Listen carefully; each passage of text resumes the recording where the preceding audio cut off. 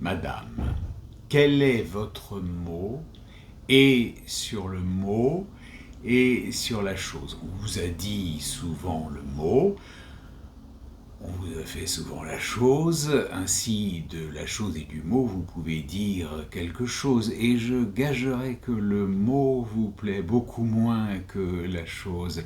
Pour moi, voici quel est mon mot, et sur le mot et sur la chose. J'avouerai que j'aime le mot, j'avouerai que j'aime la chose, mais c'est la chose avec le mot. Et c'est le mot avec la chose, autrement la chose et le mot, à mes yeux, seraient peu de choses.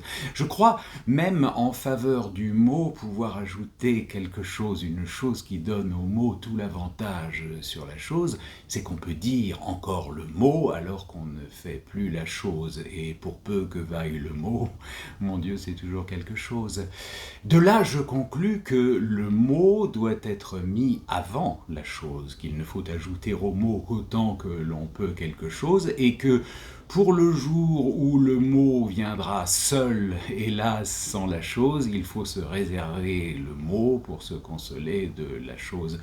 Pour vous, je crois qu'avec le mot, vous voyez toujours autre chose. Vous dites si gaiement le mot, vous méritez si bien la chose que pour vous, la chose et le mot doivent être la même chose.